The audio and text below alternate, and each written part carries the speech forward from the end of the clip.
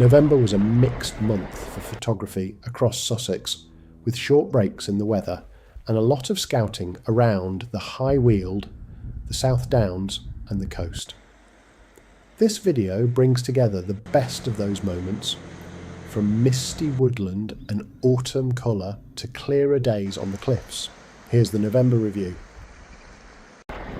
At Broomhill Sands, I had calm, misty conditions and a very low tide, which opened up wide layers of sand and shallow pools. The distant Hastings cliffs were barely visible through the morning haze, giving the scene a soft, minimalist feel. I used the groin in the foreground to anchor the composition against the pale tones of the sea and sky. Looking back, this would have been an ideal moment for a long exposure to smooth the water and lift the scene even further.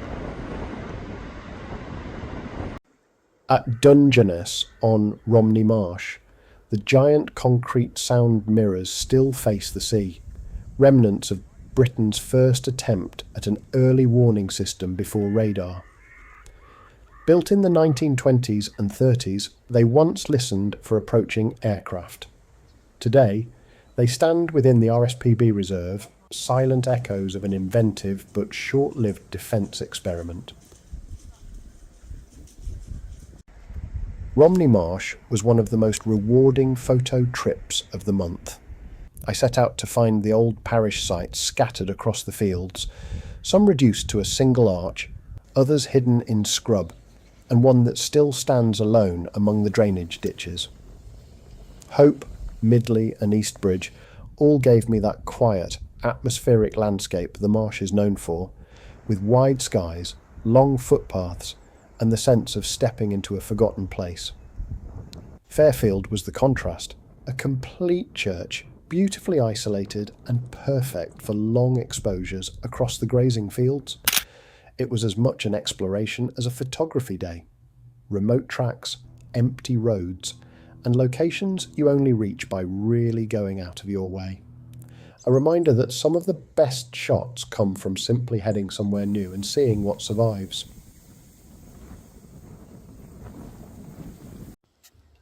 One November evening, I took a drive out towards Dallington and stopped for a sunset view, looking back towards the church rising above the autumn woodland. The colours were good, but the sky had no real interest, and the contrast was a bit flat, so I saved the main shoot for the next morning. At first light, I headed across the High Weald again, this time along Penhurst Lane, looking for a break in the cloud. The light finally opened up over one of my favourite viewpoints, with the autumn woodland running all the way to the South Downs and Butt's Brow on the horizon. Classic High Weald layers and a perfect way to start the day. After Penhurst Lane, I kept doing my usual drive-by shooting loop across the High Weald, checking a few of my regular viewpoints. Herring's Lane, near Wood's Corner, was my next stop, but the light was completely flat, so I moved on quickly. Crowhurst Park was the next place where everything came together again. A clean, straight-on view across the autumn canopy towards the South Downs and Butt's Brow, with the Polegate wind turbines visible on the horizon. A classic High Weald lookout and one of the stronger layers of the month.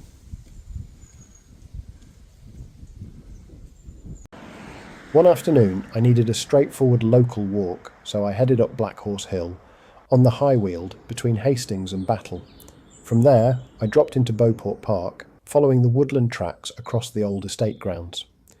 Beauport was once laid out as an arboretum, and a lot of the specimen planting still survives.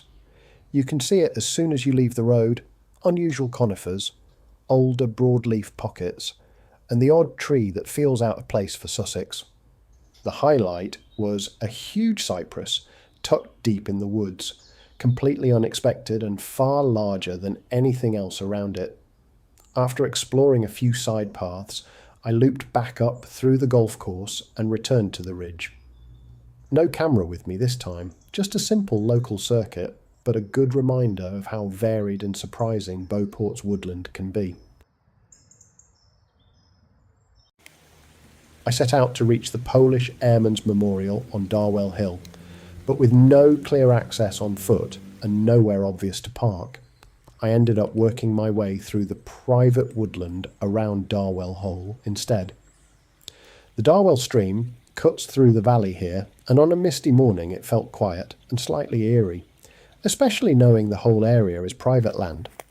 The woodland was the real discovery on this trip, dense, untouched, and far better than I expected. When I eventually reached the memorial, I found out there are actually a couple of parking spaces right on the driveway. At Wood's Corner, the mist was still hanging across the high Weald, so the long view to the South Downs was gone. Instead, the scene shifted to the mid-ground, a line of oaks rising out of the fog with the autumn colour just catching the first light. The conditions were perfect for simple layered shots across the fields, with the mist softening everything behind the trees.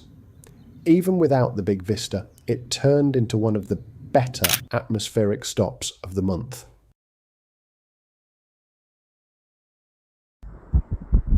I finished the day by heading out towards the South Downs, hoping for some evening mist or a bit of colour in the sky. My first stop was high and over, looking down the Cuckmere Valley, but the light was flat and the cloud kept thickening, so I moved on towards Birling Gap and then up to Beachy Head. Conditions never really opened up, but just before sunset, a band of warm light broke through and lit the hillside above the cliffs. That gave me this final shot for the day. Belle, Tout Lighthouse glowing in the last sunlight, with sheep grazing across the foreground. Quiet, simple, and a good way to end the loop.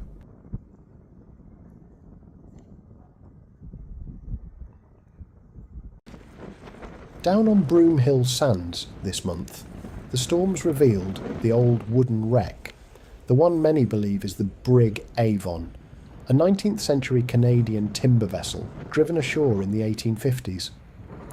Only the lower hull survives now, but at low tide the ribs stretch almost 40 metres across the sand, a rare survivor from that era. Photographically, it's a difficult subject. The strongest colour was at sunset, which meant shooting the hull from the side rather than straight onto the bow. The angled light picked out the timbers and the rippled sand, giving the wreck a strong shape against the fading sky. At blue hour, shot from the bow end, giving a cleaner vertical composition, using the still water around the hull to catch the reflections. It's a wreck that comes and goes with the weather, so every visit gives a completely different shot. For my last walk of November, I headed out along the Seven Sisters from Birling Gap towards Cuckmere Haven. After days of miserable weather, it turned into a clear, crisp afternoon, perfect for a longer cliff-top walk. My plan was to find a strong foreground for sunset and then stay on for blue hour. But with the sun dropping straight out to sea, there wasn't much to work with. In the end, I settled on a couple of compositions looking east, pulling in sections of the cliffs and focusing on Belle, Tout Lighthouse and Birling Gap. I should have set off earlier. It's a long walk with all the drops and climbs, but the light was still good enough to finish the month on a high. Thanks for watching this month's review. If you made it this far, please consider liking the video and subscribing to the channel. It helps the project grow and supports future trips across Sussex.